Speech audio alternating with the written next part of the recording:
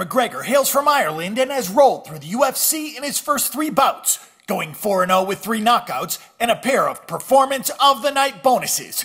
He is ranked in the top 5 in the UFC's featherweight division, and a win over Denis Siver in the main event of Fight Night 59 in Boston would be a huge notch in his belt. However, Siver is not going to go down without a fight. Elsewhere, an important lightweight match looms, where 2 more 155-pounders make the main card along with a middleweight tilt. Conor McGregor's 16-2 all-action style has earned him a quick reputation in the UFC as a fan favorite, and he should have the crowd on his side in Boston, and his 3 knockout wins have all come in the first round.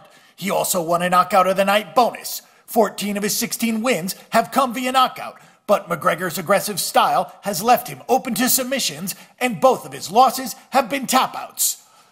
Siver at 22-9 with 1 NC has won 9 fights via submission, but he is very well rounded and his belts in judo and taekwondo, so he isn't afraid to stand and bang.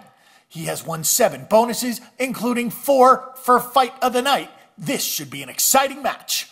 The winner of this tilt will likely be in the mix for the title eliminator, so everything is at stake in Boston.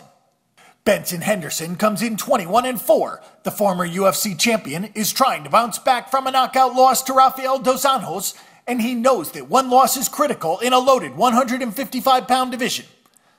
Eddie Alvarez is 25-4, was the 2-time Bellator champion, but lost to Donald Cerrone in his UFC debut, and he slowed down after a dominant first round.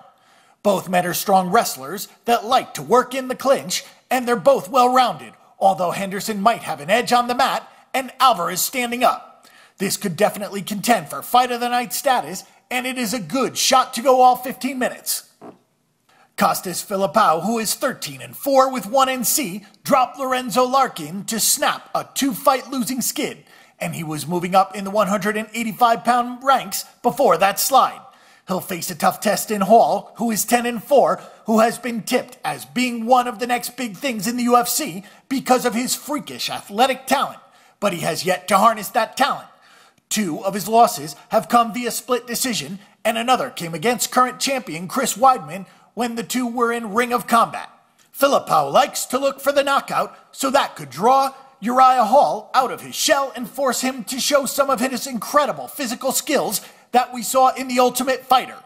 Norman Park is 22-1 and was due to fight George Masvidal, who had to back out due to injury.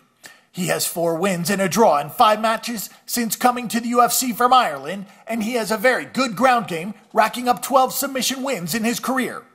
Gleison Tibau, who is 30-10, stepped in for Masvidal, and he has won 2 in a row, and his experience always makes him a threat, not to mention he might be the strongest lightweight in the UFC.